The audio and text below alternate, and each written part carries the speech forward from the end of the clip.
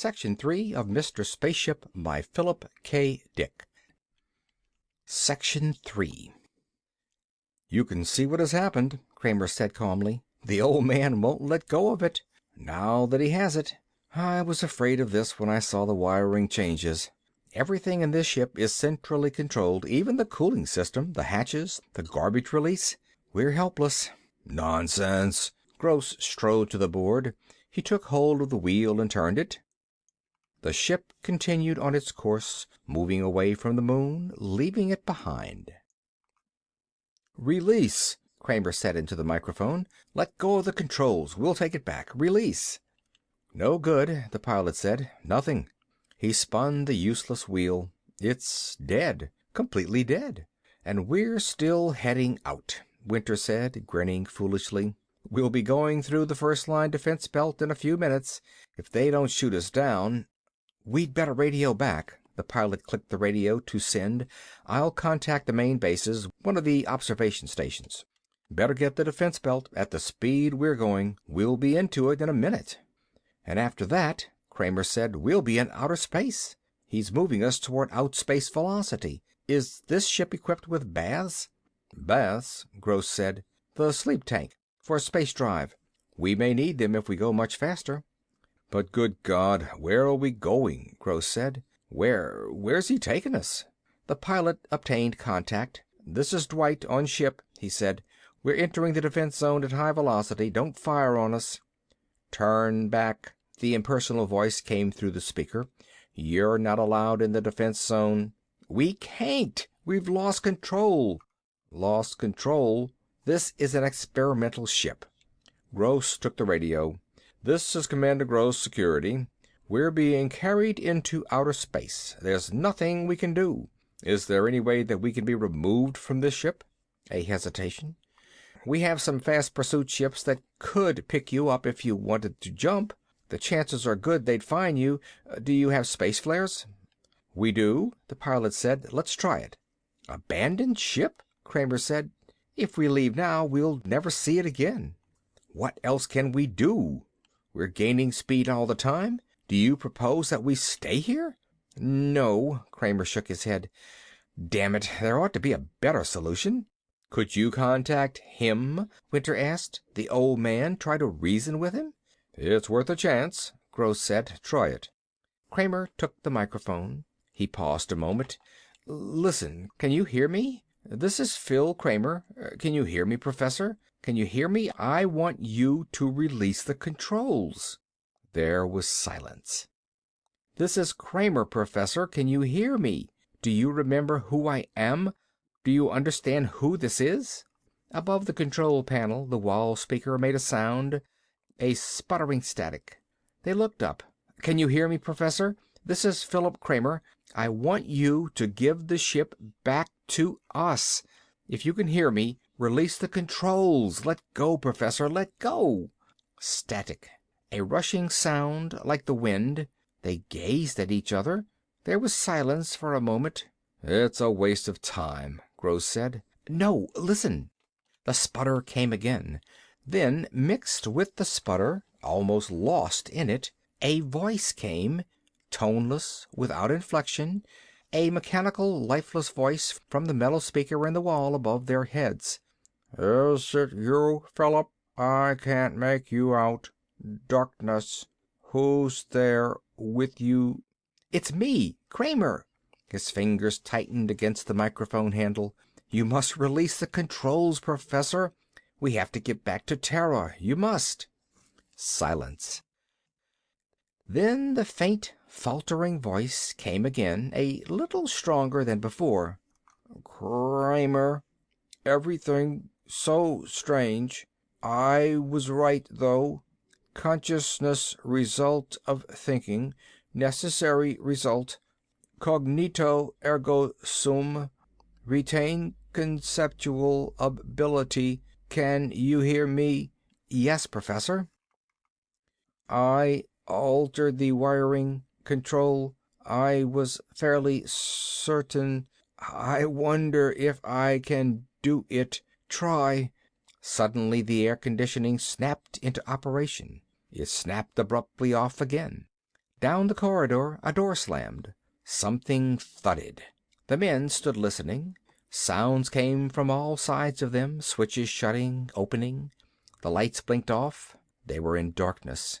The lights came back on, and at the same time the heating coils dimmed and faded. "Good God," Winter said. Water poured down on them, the emergency firefighting system. There was a screaming rush of air. One of the escape hatches had slid back, and the air was roaring frantically out into space. The hatch banged closed. The ship subsided into silence. The heating coils glowed into life. As suddenly as it had begun, the weird exhibition ceased. "I can do everything," the dry, toneless voice came from the wall speaker. "It is all controlled. Kramer, I wish to talk to you. I have been thinking. I haven't seen you in many years. A lot to discuss. You've changed, boy. We have much to discuss. Your wife." The pilot grabbed Kramer's arm. "There's a ship standing off our bow. Look." They ran to the port. A slender, pale craft was moving along with them, keeping pace with them. It was signal blinking. "A Terran pursuit ship," the pilot said. "Let's jump. They'll pick us up. Suits." He ran to the supply cupboard and turned the handle. The door opened, and he pulled the suits out onto the floor. "Hurry," Gross said. A panic seized them. They dressed frantically, pulling the heavy garments over them. Winters staggered to the escape hatch and stood by it, waiting for the others. They joined him, one by one. "Let's go," Gross said. "Open the hatch." Winter tugged at the hatch. "Help me." They grabbed hold, tugging together. Nothing happened. The hatch refused to budge. "Get a crowbar," the pilot said. "Hasn't anyone got a blaster?" Gross looked frantically around. "Damn it, blast it open." "Pull," Kramer grated. "Pull together." "Are you at the hatch?" The toneless voice came, drifting and eddying through the corridors of the ship. They looked up, staring around them. "I sense something nearby outside. A ship. You are leaving, all of you. Kramer, you are leaving too? Very unfortunate. I had hoped we could talk. Perhaps at some other time you might be induced to remain." "Open the hatch," Kramer said, staring up at the impersonal walls of the ship. "For God's sake, open it." There was silence, an endless pause. Then, very slowly, the hatch slid back. The air screamed out, rushing past them into space.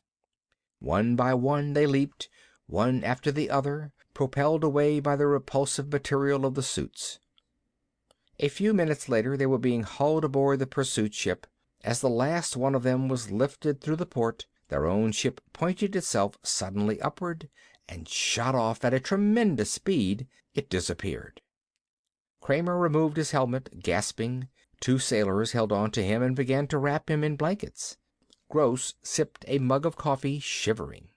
"It's gone," Kramer muttered. "I'll have the alarm sent out," Gross said. "What's happened to your ship?" a sailor asked curiously. "It sure took off in a hurry. Who's on it?" "We'll have to have it destroyed," Gross went on, his face grim. "It's got to be destroyed. There's no telling what he has in mind." Gross sat down weakly on a metal bench. "What a close call for us. We were so damn trusting."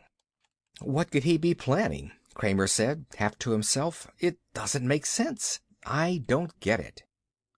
As the ship sped back toward the moon base, they sat around the table in the dining room, sipping hot coffee and thinking, not saying very much. "Look here," Gross said at last. "What kind of man was Professor Thomas? What do you remember about him?" Kramer put his coffee mug down. "It was 10 years ago. I don't remember much. It's vague." He let his mind run back over the years. He and Dolores had been at Hunt College together, in physics and the life sciences. The college was small and set back, away from the momentum of modern life. He had gone there because it was his home town, and his father had gone there before him. Professor Thomas had been at the college a long time, as long as anyone could remember. He was a strange old man, keeping to himself most of the time. There were many things that he disapproved of, but seldom said what they were. "Do you recall anything that might help us?" Gross asked. "Anything that would give us a clue as to what he might have in mind?" Kramer nodded slowly. "I remember one thing. One day he and the professor had been sitting together in the school chapel, talking leisurely. 'Well, you'll be out of school soon,' the professor had said. 'What are you going to do?' 'Do? Work at one of the government research projects, I suppose.' 'And eventually? What's your ultimate goal?' Kramer had smiled. 'The question is unscientific. It presupposes such things as ultimate ends.' 'Suppose instead, along these lines then. What if there were no war and no government research projects? What would you do then?' 'I don't know. But how can I imagine a hypothetical situation like that? There's been war as long as I can remember. We're geared for war. I don't know what I'd do.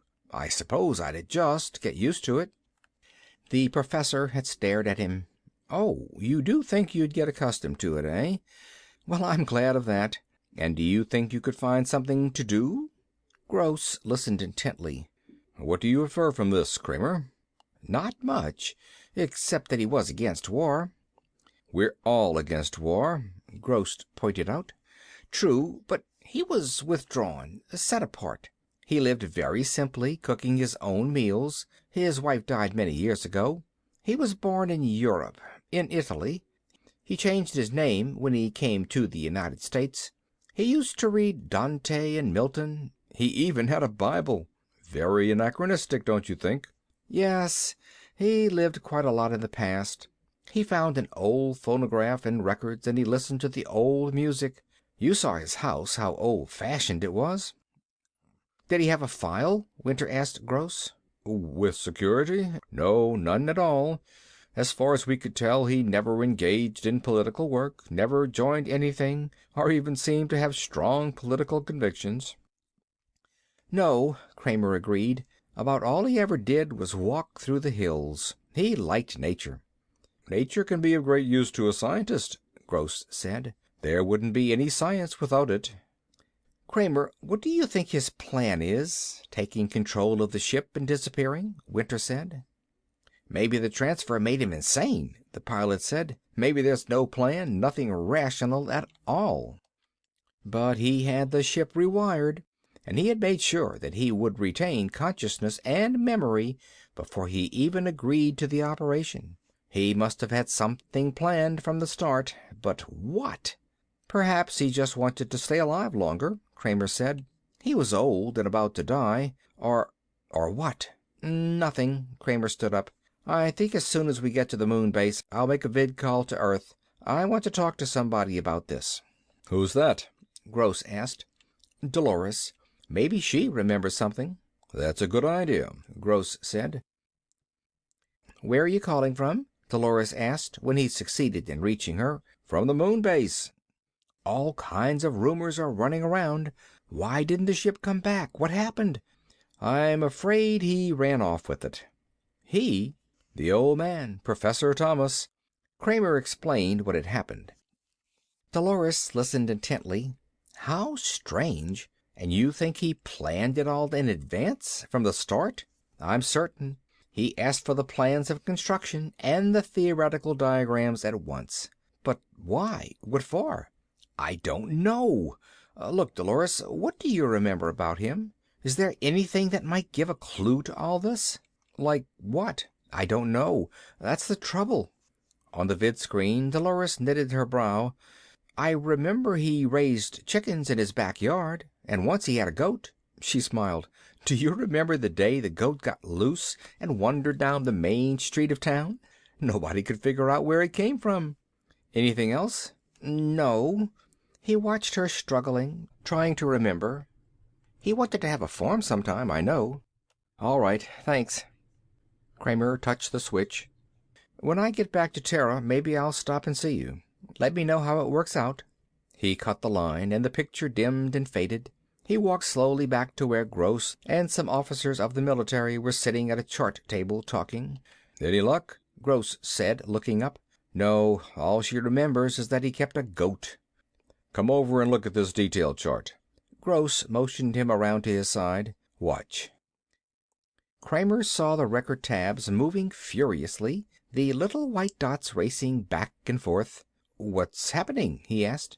"A squadron outside the defense zone has finally managed to contact the ship.